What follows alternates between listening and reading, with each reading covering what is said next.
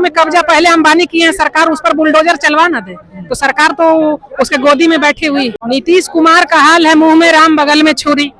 ये मुसलमानों के वोट से सत्ता में आते हैं, गठबंधन में साथ आते हैं, मुसलमानों का वोट लेते हैं और मुसलमानों के विरोध में जो बिल पास होता है उसमें इनका समर्थन प्राप्त रहता है। मुसलमानों को तोहफा होगा, उनकी जमीनों को हड़पना छोड़ दे, उनकी जमीनों को हड़प करके, उनकी मस्जिदों को हड़प करके, उनके कब्रिस्तानों को जो है कबंदर बांट करके कोई तोहफा हमें कबूल नहीं है और कोई भी लोग कोई तोहफा कबूल नहीं करेगा, उनके तोहफे को रिजेक्ट कर देगा। ये लॉलीपॉप दे रहे हैं वही मुस्लिम जो जाएंगे जिनको अपने राइट के बारे में नहीं पता है, पता चलिए इतना खजाना छीन के थोड़ा सा लॉलीपॉप दे दें, ठीक है। पोस्ट पर मुसलमानों को बैठा दे, देश का गृह मंत्री मुसलमान को बना दे, 2-4 स्टेट का मुख्यमंत्री मुसलमान को बना दे, हम अपने राइट के लिए लड़ते रहेंगे। मैडम, यहाँ पे जो वक्फ बोर्ड के खिलाफ प्रदर्शन हो रहा लेकर, क्या इस बिल को रोक लिया जाएगा? जिस तरह से प्रदर्शन किया जा रहा है, लाखों लोग आ रहे हैं, क्या ये चीज हो पाएगा? जी, हम लोगों का तो प्रयास जारी है, सड़क से लेकर सदन तक संवैधानिक तरीके से हम लोग अपना लड़ाई जारी रखेंगे। और जो इस देश के अमन पसंद लोग हैं, जिनको संविधान में भरोसा है, वे सारे लोग इस बिल का विरोध कर रहे हैं। जी, लेकिन बोल रहे हैं कि वक्फ बोर्ड है तो मुस्लिमों का ही हक नहीं दे पा रही थी, सरकार ऐसा बोल रही है। मुसलमानों के विरोध में तो खुद सरकार खड़ी है। जितने भी बिलें आ रही हैं इनकी, वो अल्पसंख्यक के विरोध में ही सारे बिल पास हो रहा है। ऐसा क्यों? वो मुसलमान के बहुत बड़े हितैषी है, तो बड़े बड़े पोस्ट पर मुसलमानों को बैठा दे, देश का गृह मंत्री मुसलमान को बना दे, 2-4 स्टेट का मुख्यमंत्री मुसलमान को बना दे, तब न हम जानेंगे कि ये बहुत बड़े हितैषी है। जो हम अपने स्वेच्छा से कोई जमीन डोनेट करते हैं उसमें उनका हस्तक्षेप कैसा? अगर हस्तक्षेप करना चाहते हैं तो जितने भी धार्मिक स्थल है, इनके जितने भी धार्मिक संगठन है, वहां पर भी अन्य लोगों को आप क्या मौका देंगे? बिल्कुल नहीं। तो फिर मेरे मामले में आप क्यों पढ़ रहे हैं? सभी मामले में दखल अंदाजी आप क्यों कर रहे हैं? सभी पार्टी आज शामिल थी, लेकिन नीतीश कुमार अभी भी मौन धरे हुए। नीतीश कुमार का हाल है मुंह में राम बगल में छुरी। ये मुसलमानों के वोट से सत्ता में आते हैं, गठबंधन में साथ आते हैं, मुसलमानों का वोट लेते हैं और मुसलमानों के विरोध में जो बिल पास होता है उसमें इनका समर्थन प्राप्त रहता है।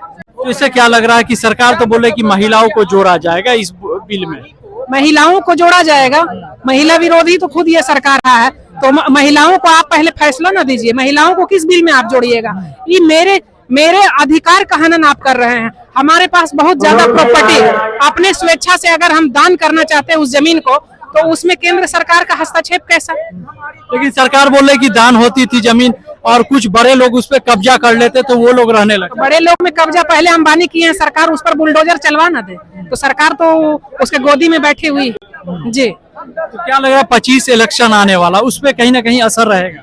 बिल्कुल असर रहेगा। असर तो साफ दिख रहा है और असर पहले भी था, तो बेईमानी से इन लोग जीत गए। सबसे बड़ी पार्टी राष्ट्रीय जनता दल है और उनको सबसे अधिक वोट आया था, सबसे अधिक सीट आया था, तो बेईमानी से अपना सरकार बना ली है। और इस बार भी इफ्तार पार्टी में जो रुझान देखने का बिहार में मिल रहा है कि 2025 और टाइम फीस नीतीश। इफ्तार की बात कही जा रही तो कांग्रेस भी आरजेडी से किनारा कर रही है। सारे लोग किनारा करेंगे भाई। इनका जो रवैया है, दोहरी नीति है, ये वोट मुसलमानों का लेते हैं बरगला करके और इनके एजेंट्स में खड़ा होकर के बिल को पास करवाते हैं, तो क्यों नहीं रहेगा? एनआरसी और सीए में भी यही मामला था, आपका वो ट्रिपल तलाक में भी यही मामला था, 370 में भी इनका यही मामला था। सारा रुख तो सारे लोगों ने देख लिया है, इनको मौका दिया लेकिन ये मौका के लायक नहीं। क्या लग रहा है मैडम, यहाँ पे जो जमा हुई थी भीड़, क्या इससे असर रहेगा? सरकार सुन पाएगी? क्यों नहीं असर रहेगा? असर तो जरूर रहेगा।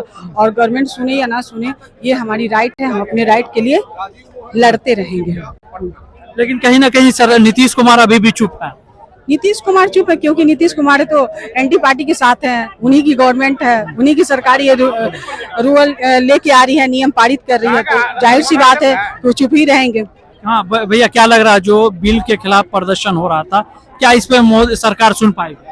देखिए, जो नीतीश कुमार जी हैं उनको 4 लोग चला रहे हैं, 2 यहाँ 2 वहाँ, 2 बिहार में और 2 दिल्ली में। तो वो लोग कभी भी नहीं चाहेंगे कि माननीय मुख्यमंत्री जी इस बिल के खिलाफ हों और मुसलमानों की बात को सुने, क्योंकि वो लोग बीजेपी के एजेंट हैं। जो आज राज्यसभा में सांसद है नीतीश कुमार के, वो अरुण जेटली के यहाँ किस जमाने में ट्यूशन वगैरह पढ़ाते तो लोग बताते हैं जैसा कि। तो ऐसे लोगों से हमको कोई उम्मीद नहीं है। अब जनता सड़क पर उतरेगी और 2025 में इनको जो है सबक सिखाएगी। लेकिन सरकार तो बोल रही कि मुस्लिमों का ही हक दबाया जा रहा था इसमें। नहीं, मुसलमानों का क्यों हक दबाया? मुसलमानों के ये जो वक्फ का कानून था उसमें जो इख्तियार हासिल थे मुतवल्ली को या वक्फ को, जो है वक्फ की जमीन खरीदो फरोख्त नहीं हो सकती, लीज नहीं हो सकती लंबे अरसे तक के लिए, उस सबको खत्म करके पूंजीपति लोगों को जो है लीज करना चाहते हैं सरकार। इसलिए जो है हम लोग इसके मुखालिफ है। हम राष्ट्रीय जनता दल से आते हैं और हमने पार्लियामेंट के अंदर भी मुखालफत की और आज जब जहाँ धरना हो रहा है सदन के अंदर भी हमारे नेता प्रतिपक्ष तेजस्वी यादव और हमारे एमएलए इस बिल की मुखालफत कर रहे हैं, और हम लोग यहाँ कर रहे हैं मुस्लिम संगठनों के साथ मिलकर के। लेकिन कहीं ना कहीं बाकी सभी पार्टी थी, सभी कास्ट के लोग आए थे, कहीं ना कहीं ये सरकार के खिलाफ लड़ाई स्टार्ट हो चुकी बिल्कुल सरकार के खिलाफ लड़ाई स्टार्ट हो चुकी है, और इस सरकार को जो है खत्म करने का हम लोगों का प्रयास है। क्योंकि और अगर नीतीश कुमार आज भी सुधर जाते हैं, वहाँ जो है बीजेपी को झटका दे देते हैं केंद्र के अंदर, तो फिर भी हम लोग जो है नीतीश कुमार के बारे में सोच सकते हैं। नीतीश कुमार इधर आएंगे और फिर वो उनको इज्जत दी जाएगी। एक तरफ आप मुस्लिम होकर बीजेपी के खिलाफ कर रहे हैं, लेकिन मोदी जी 32 लाख मुस्लिमों को ईद का तोहफा दी है। देखिए, मुसलमानों को तोहफा होगा, उनकी जमीनों को हड़पना छोड़ दे, उनकी जमीनों को हड़प करके, उनकी मस्जिदों को हड़प करके, उनके कब्रिस्तानों को जो है कबंदर बांट करके कोई तोहफा हमें कबूल नहीं है, और कोई भी लोग कोई तोहफा कबूल नहीं करेगा, उनके तोहफे को रिजेक्ट कर देगा। कहीं ना कहीं 25 में क्या माहौल रहेगा? 25 में तो माननीय तेजस्वी प्रसाद यादव मुख्यमंत्री बनेंगे, और रोजगार वाली सरकार बनेगी, गरीबों की सरकार बनेगी, युवाओं की सरकार बनेगी। ये आप देखते रहिए, बहुत अच्छा रहेगा। लेकिन मैडम, ये जो 32 लाख मुस्लिमों को तोहफा दे रहे हैं ईद का, मोदी जी घोषणा कर चुके ये लॉलीपॉप दे रहे हैं। वही मुस्लिम जो जाएंगे, जिनको अपने राइट के बारे में नहीं पता है, पता चले इतना खजाना छीन के थोड़ा सा लॉलीपॉप दे दें, ठीक है, ये वही वाली बात हो गई। तो ये जो बेवकूफ मुस्लिम होंगे वही जाएंगे, जो पढ़े लिखे हैं, जो समझते हैं, वो तो कभी नहीं जाएंगे। लेकिन बोल रहे हैं, मोदी जी बोलते हैं कि महिला को सम्मान मिल रहा है जब से हम आए। क्या महिला को सम्मान मिल रहा है? आप ये तो गलत बात है। क्या महिला को सम्मान मिल रहा है? आप तो हम लोग का राइट ही छीन रहे हैं। तो सम्मान क्या, एनआरसी ला दे रहे हैं, कभी सीए ला दे रहे हैं, कभी बाबरी मस्जिद का मुद्दा लेके चले आ रहे हैं, कभी वक्फ बोर्ड का मुद्दा मतलब मोदी जी क्या चाहते हैं कि मुस्लिम इंडिया छोड़ के चले जाए? कभी नहीं जाने वाले। हिंदू मुस्लिम सिख ईसाई सब है आपस में भाई भाई, और हम लोग मिलजुल के रहेंगे और यहीं रहेंगे और अपने राइट के लिए लड़ते रहेंगे। 25 में कौन आएगा? 25 में तेजस्वी आएंगे, जाहिर सी बात है।